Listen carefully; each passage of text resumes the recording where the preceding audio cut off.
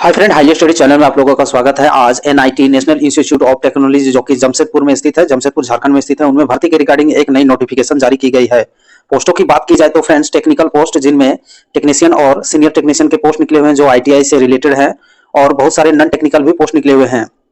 इनके post detail क्या रहने वाले हैं, एलिजिबिलिटी क्राइटेरिया क्या रहने वाले हैं, इनके सैलरी स्ट्रक्चर कितने होंगे और इसे अप्लाई कैसे करना है, सभी चीजों को बारी बारी से डिस्कस करेंगे फ्रेंड्स। वीडियो के अंत तक बने रहें।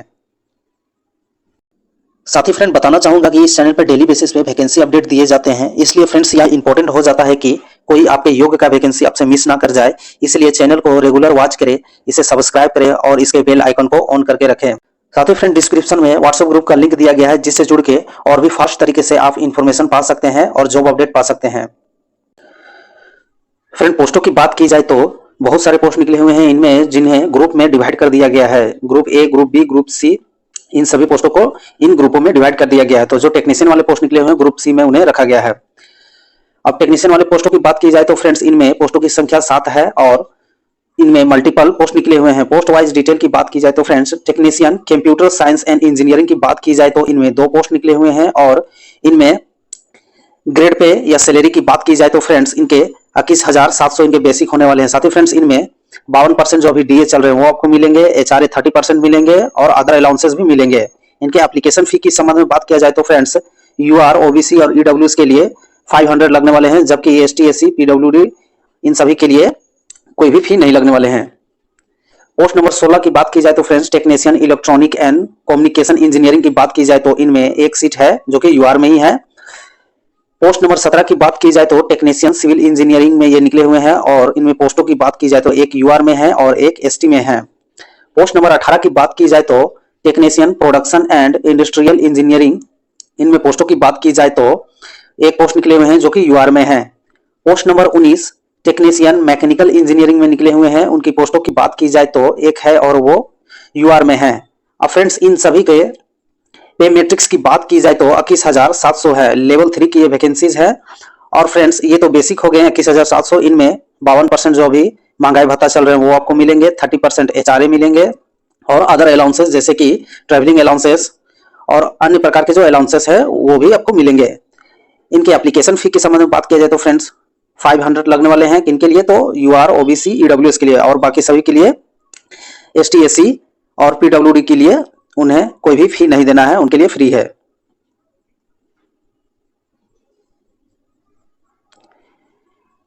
सीनियर टेक्नीशियन के संबंध में बात किया जाए तो फ्रेंड्स, इनमें टोटल 2 पोस्ट निकल के आए हुए हैं। पोस्ट नंबर 20 की बात की जाए तो सीनियर टेक्नीशियन इलेक्ट्रिकल इंजीनियरिंग में टोटल एक पोस्ट निकले हुए हैं जो कि ईडब्ल्यूएस में है।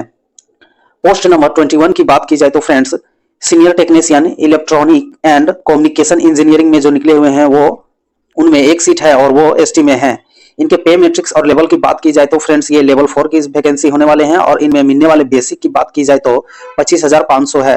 अब 25,500 तो फ्रेंड्स ये आपके बेसिक रहेंगे। इनमें 52% जो अभी वर्तमान डीए चल रहे हैं वो मिलेंगे, 30% एचआरए मिलेंगे, ट्रेवलिंग अलाउंसेस मिलेंगे और अन्य प्रकार के जो अलाउंसेस रहते हैं वो मिलेंगे। अराउंड राउंड फिगर सैलरी की बात की जाए तो फ्रेंड्स, लगभग आपके 50,000 के आसपास यहाँ पे आपके सैलरी रहने वाले हैं। इनके एप्लीकेशन फी की बात की जाए तो फ्रेंड्स 500 रखे गए हैं यूआर, ओबीसी और ईडब्ल्यूएस के लिए। एसटी, एससी और पीडब्ल्यूडी कैंडिडेट के लिए कोई भी यहाँ फी नहीं देना है। उसी में अन्य और भी पोस्ट निकले हुए हैं। पोस्ट नंबर 12 की बात की जाती है, फार्मासिस्ट है। इनमें पोस्टों की संख्या 1 है जो कि यूआर में है, और इनमें मिलने वाले सैलरी की बात की जाए तो फ्रेंड्स, ये लेवल 5 की वैकेंसीज है, तो इनमें 29,200 आपके बेसिक रहने वाले हैं, और 52% महंगाई भत्ता मिलेंगे और 30% आपके एचआरए हैं, होम रेंट अलाउंसेस वो मिलेंगे और अन्य प्रकार के अलाउंसेस भी मिलेंगे। इनके एप्लीकेशन फी के संबंध में बात किया जाए तो फ्रेंड्स, इनके एप्लीकेशन फी 500 रखे गए हैं। पोस्ट नंबर 13 की बात की जाए तो फ्रेंड्स, सीनियर असिस्टेंट, इनमें 2 पोस्ट निकले हुए हैं जो कि यूआर में है, और ये लेवल 4 की वैकेंसीज है, और इनमें मिलने वाले बेसिक की बात की जाए तो फ्रेंड्स 25,500 है। इनके एप्लीकेशन फी के संबंध में बात किया जाए तो 500 रखे गए हैं। पोस्ट नंबर 14 की बात की जाए तो फ्रेंड्स, जूनियर असिस्टेंट, इनमें पोस्टों की बात की जाए तो 5 पोस्ट है। यूआर में 3 है, एसटी में 1 है और एससी में 1 है। ये लेवल 3 की वैकेंसीज है फ्रेंड्स, तो इनमें रहने वाले बेसिक की बात की जाए तो 21,700 इनके बेसिक रहेंगे, और इनके एप्लीकेशन फी 500 रखे गए हैं। इनके लिए तो यूआर, ओबीसी, ईडब्ल्यूएस के लिए, एसटी, एससी और पीडब्ल्यूडी कैंडिडेट के लिए कोई भी यहाँ एग्जामिनेशन फी, एप्लीकेशन फी नहीं लगने वाले हैं, उनके लिए फ्री है। ग्रुप बी में जो पोस्ट निकले हैं उनके पोस्ट के संबंध में बात किया जाए तो टेक्नीशियन असिस्टेंट में टोटल 5 पोस्ट निकल के आए हुए हैं। पोस्ट नंबर 5 की बात की जाए तो technician assistant computer science and engineering में बात की जाए तो इनमें टोटल 2 पोस्ट निकल के आए हुए हैं, एक यूआर में है और एक ईडब्ल्यूएस में है। Post number 6 technician assistant electrical engineering की बात की जाए तो फ्रेंड्स इनमें टोटल 1 पोस्ट निकल के आए हुए हैं जो कि यूआर में है। पोस्ट नंबर 7 की बात की जाए तो friends technician assistant civil engineering में टोटल 1 पोस्ट निकल के आए हुए हैं जो कि यूआर में है। पोस्ट नंबर 8 की बात की जाए तो टेक्नीशियन असिस्टेंट मैकेनिकल इंजीनियरिंग, इनमें भी टोटल 1 पोस्ट निकल के आए हुए हैं जो कि ईडब्ल्यूएस में है। Post number 9 junior engineer civil की बात की जाए तो इनमें टोटल 1 पोस्ट निकल के आए हुए हैं जो कि यूआर में है। पोस्ट नंबर 10 की बात की जाए तो लाइब्रेरियन एंड इंफॉर्मेशन असिस्टेंट की बात की जाए तो इनमें टोटल 1 पोस्ट निकल के आए हुए हैं जो कि यूआर में है। फ्रेंड्स, जितने भी इस वाले कॉलम को आप देख पा रहे होंगे, टेक्नीशियन वाले जितने भी कॉलम है, इनमें बेसिक की बात की जाए तो ये लेवल 6 की वैकेंसीज हैं तो इनमें बेसिक 35,400 रहने वाले हैं। साथ ही साथ 52% जो अभी डीए चल रहे हैं वो मिलेंगे, 30% एचआरए मिलेंगे और अन्य प्रकार के अलाउंसेस भी मिलेंगे। इनके एप्लीकेशन फी के संबंध में बात किया जाए तो 1000 रखे गए हैं यूआर, ओबीसी और ईडब्ल्यूएस के लिए। एसटी, एससी और पीडब्ल्यूबीडी कैंडिडेट के लिए कोई भी यहाँ फी नहीं लगने वाले हैं।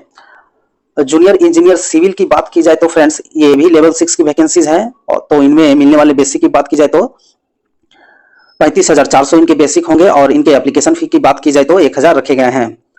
लाइब्रेरियन इंफॉर्मेशन असिस्टेंट की बात की जाए तो ये भी लेवल 6 की वैकेंसीज हैं। इनमें मिलने वाले बेसिक की बात की जाए तो 35,400 मिलेंगे आपको और इनके एप्लीकेशन फी 1000 रखे गए हैं। फ्रेंड्स, इनके एजुकेशनल क्वालिफिकेशन के ऊपर गौर किया जाए तो टेक्नीशियन वाले जितने भी पोस्ट निकले हुए हैं जो कि आईटीआई से रिलेटेड हैं, उनमें पोस्टों की बात की जाए तो फ्रेंड्स इस वाले कॉलम को देख पा रहे होंगे, मल्टीपल पोस्ट निकले हुए हैं, लेकिन इनके एजुकेशनल क्वालिफिकेशन जो होंगे फ्रेंड्स कॉमन है। कोई अलग अलग ब्रांच में आपके एजुकेशनल क्वालिफिकेशन नहीं मांगे गए हैं। इस वाले फ्रेंड्स यहाँ से यहाँ तक के कॉलम को आप देख पा रहे होंगे, सीरियल नंबर को, इनके लिए कंबाइंड एजुकेशनल क्वालिफिकेशन मांगे गए हैं, अलग अलग एजुकेशनल क्वालिफिकेशन नहीं मांगे गए हैं। तो चलिए फ्रेंड्स क्वालिफिकेशन के ऊपर गौर करते हैं, देखते हैं।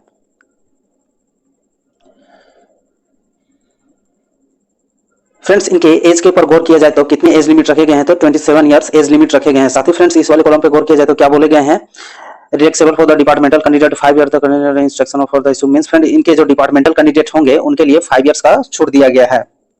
इनके एजुकेशनल क्वालिफिकेशन की बात की जाए तो friends senior secondary +2 with the science the government recognised with the 60%, senior secondary 60% government recognised board with the 50% means friend यहाँ पे बोले गए हैं कि जो भी साइंस करके रखे हैं 10+2 में जिनका भी साइंस है 60% मार्क्स के साथ में वो इसे अप्लाई कर सकते हैं, या फिर ये नहीं है तो या फिर क्या है, सिंपली आपके पास 12th है 50% मार्क्स के साथ में और आईटीआई का सर्टिफिकेट है आपके पास 1 year for the higher education means यहाँ पे 12th आपके पास सिंपली है और आईटीआई का सर्टिफिकेट अगर यदि आपके पास 1 ईयर वाले भी है तो भी आप इसे अप्लाई कर पाएंगे।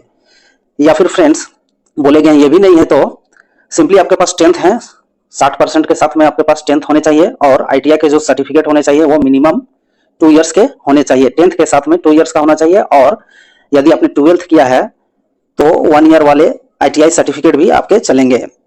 अब फ्रेंड्स 1 ईयर वाले में क्या होता है कि बहुत सारे आईटीआई के ऐसे ट्रेड हैं जो कि 1 ईयर वाले ही होते हैं, जैसे कि डीजल मैकेनिक की बात की जाए तो वायरमैन की बात की जाए, वेल्डर की बात की जाए, इलेक्ट्रोप्लेटेड की बात की जाए, बहुत सारे ऐसे मल्टीपल कोर्सेज हैं जो कि 1 ईयर्स के ही डिजाइन किए गए हैं, 2 इयर्स के वो नहीं है तो वो भी चलेंगे, लेकिन वो 12th के साथ में होने चाहिए। साथ ही फ्रेंड्स यदि ये क्वालिफिकेशन आपके पास नहीं है तो और विकल्प दिए गए हैं, क्या विकल्प दिए गए हैं तो diploma engineering with 3 years duration field the relevant for the recognised polytechnic institute means friend यहाँ पे बोले गए हैं कि यदि आपके पास ये भी नहीं है तो सिंपली आपके पास डिप्लोमा यदि आपके पास है 3 इयर्स वाले तो भी आप इसे अप्लाई कर पाएंगे। आप डिप्लोमा किस वाले फील्ड को अप्लाई कर पाएंगे फ्रेंड्स, उनके लिए कौन कौन से कोर्स वाले एलिजिबल है तो यहाँ पे उनके कोर्स दिए गए हैं। तो कंप्यूटर साइंस एंड इंजीनियरिंग से जिसने किए हैं वो अप्लाई कर पाएंगे, ईसीई इलेक्ट्रॉनिक कम्युनिकेशन इंजीनियरिंग से जिसने किए हैं वो अप्लाई कर पाएंगे, सीई सिविल इंजीनियरिंग से जिसने किए हैं वो अप्लाई कर पाएंगे, प्रोडक्शन एंड इंडस्ट्रियल इंजीनियरिंग में जिन्होंने किया है वो अप्लाई कर पाएंगे, मैकेनिकल इंजीनियरिंग जिनका पास है वो इसे अप्लाई कर पाएंगे। सीनियर टेक्नीशियन की बात की जाए तो फ्रेंड्स जो कि लेवल 4 की वैकेंसीज है, इनके एज लिमिट की बात की जाए तो फ्रेंड्स 23 इयर्स रखे गए हैं। साथ ही साथ इस वाले कॉलम में क्या बोले गए हैं फ्रेंड कि जो भी इनके एज लिमिट के ऊपर गौर किया जाए तो 33 ईयर्स रखे गए हैं। साथ ही फ्रेंड्स इस वाले कॉलम में बोले गए हैं कि जो भी इनके डिपार्टमेंटल कैंडिडेट होंगे उनके लिए 5 ईयर्स का एज रिलैक्सेशन दिया गया है। इनके एजुकेशनल क्वालिफिकेशन और रिक्रूटमेंट के ऊपर गौर किया जाए तो फ्रेंड्स क्या मांगे गए हैं, सेकेंडरी एजुकेशनल और अदर क्वालिफिकेशन के संबंध में बात किया जाए तो क्या बोले गए हैं फ्रेंड्स, तो senior secondary +2 with the science from the recognised board with at least 60%। Means friend यहाँ पे बोले गए हैं कि 10+2 साइंस से आपके होने चाहिए विथ 60% मार्क्स के साथ में। यदि आपके फर्स्ट डिवीजन से यदि आपने पास किया है तो इसे आप भर पाएंगे। या फिर ये नहीं है फ्रेंड्स, तो इस वाले शर्त को बोला गया है, क्या बोले गए हैं, तो senior secondary +2 with the recognised board the at least 50% mark with ITI course और higher duration of the. Means friend वही चीज है, सिंपली आपके पास 12th है, किसी से भी है, साइंस से है चाहे आर्ट्स से है, विथ 50% मार्क्स के साथ में ये होने चाहिए और प्लस ITI होने चाहिए। 1 ईयर्स का है तो 1 ईयर्स का चलेंगे और अगर 2 ईयर्स का है तो 2 ईयर्स का चलेंगे। तो ये बोले गए हैं। या फ्रेंड उस वाले क्राइटेरिया को आप फुलफिल नहीं कर पा रहे हैं तो इस वाले क्राइटेरिया के बारे में बोला गया है, क्या बोले गए हैं, तो सिंपली आपके पास 10th होने चाहिए विथ 60% मार्क्स के साथ में प्लस 2 ईयर्स का ITI आपके पास होने चाहिए। 2 ईयर्स का ही होना चाहिए 10th के साथ में, 2 ईयर्स के कम वाले नहीं होने चाहिए, तो आप इसे अप्लाई कर पाएंगे। और फ्रेंड इस वाले क्राइटेरिया को आप फुलफिल नहीं कर पा रहे हैं तो और एक विकल्प दिए गए हैं। क्या विकल्प दिए गए हैं फ्रेंड्स, तो diploma engineering with the 3 year duration with the relevant field the recognised polytechnic institute. Means friend यहाँ पे बोले गए हैं कि सिंपली आपने 3 ईयर्स का डिप्लोमा किया है तो भी आप इसे अप्लाई कर पाएंगे। तो किन वाले फील्ड से करना है फ्रेंड्स, तो यहाँ पे दिए गए हैं वो इलेक्ट्रिकल इंजीनियरिंग से किए हैं तो आप इसे अप्लाई कर पाएंगे। ECE electronics and communication engineering से आपने कर रखा है तो भी आप इसे अप्लाई कर पाएंगे। अब फ्रेंड ग्रुप सी में ही कुछ नॉन टेक्निकल पोस्ट निकले हुए हैं, उनके संबंध में बात किया जाए तो फार्मासिस्ट के संबंध में बात किया जाए तो उनके एज लिमिट 27 ईयर्स रखे गए हैं और उनके एजुकेशनल क्वालिफिकेशन के ऊपर गौर किया जाए तो फ्रेंड्स क्या बोले गए हैं, तो 10+2 मांगे गए हैं। साइंस से आपके सिंपली आपके पास PCB यानी कि फिजिक्स केमिस्ट्री बायो है या फिर फिजिक्स केमिस्ट्री मैथ होना चाहिए। और साथ ही साथ फ्रेंड्स बोले गए हैं क्या आपके पास में होना चाहिए, 12 तो होना ही चाहिए इन सब्जेक्टों में। 2 years diploma with the first class recognised university of pharmacist council of the minimum 2 years. Means friend यहाँ पे 2 ईयर्स जो फार्मासिस्ट के आपके सर्टिफिकेट होते हैं, डिप्लोमा होते हैं, वो भी आपके पास होने चाहिए। या फ्रेंड्स इस वाले क्राइटेरिया को फुलफिल नहीं कर पा रहे हैं तो और एक विकल्प दिया गया है आपके पास, सिंपली आपके पास बैचलर डिग्री होना चाहिए फार्मासिस्ट से और ये रजिस्टर होना चाहिए आपको कहां से, तो pharmacist under the pharmacist act 1948। Group B में जो पोस्ट निकले हुए फ्रेंड्स उनके डिटेल की बात की जाए तो उनके एजुकेशनल क्वालिफिकेशन की बात की जाए तो इनमें सिंपली BTech और डिप्लोमा से संबंधित ये पोस्ट हैं। तो फ्रेंड्स इनके वीडियो बनाने से ये काफी लंबा हो जाएंगे, इसलिए डिस्क्रिप्शन के अंत में इनके PDF का लिंक दिया गया है और डिस्क्रिप्शन दिए गए हैं जिनको पढ़कर आप आसानी से इसे समझ पाएंगे कि क्या क्या एजुकेशनल क्वालिफिकेशन मांगे गए हैं। इस एज रिलैक्सेशन के संबंध में बात किया जाए तो जो भी मल्टीपल पोस्ट निकले हुए हैं और उनके अलग अलग एज लिमिट निर्धारित किए गए हैं, तो फ्रेंड्स उस हिसाब से बात किया जाए तो SC और ST की एज रिलैक्सेशन के संबंध में बात किया जाए तो इनके 5 ईयर्स का एज रिलैक्सेशन दिया गया है। OBC नॉन क्रीमी लेयर की बात की जाए तो इनमें 3 ईयर्स का एज रिलैक्सेशन दिया गया है। PWBD जो अनरिजर्व से आते हैं उनके लिए 10 ईयर्स का एज रिलैक्सेशन दिया गया है। PWBD OBC NCL से जो आते हैं और जो सेंट्रल लिस्ट में है उनके लिए 13 वर्ष का एज रिलैक्सेशन दिया गया है, जबकि PWBD SC और ST में जो आते हैं उनके लिए 15 वर्ष का एज रिलैक्सेशन दिया गया है। Date of cut off age की बात की जाए तो फ्रेंड्स 11/7/2025 रखे गए हैं। 11/7/2025 के अनुसार यदि फ्रेंड्स आपके 18 ईयर्स हो रहे हैं या फिर मैक्सिमम जो भी आपके एज रिलैक्सेशन दे के जितने भी एज हो रहे हैं वो पूरा हो रहे हैं तो आप इसे अप्लाई कर पाएंगे।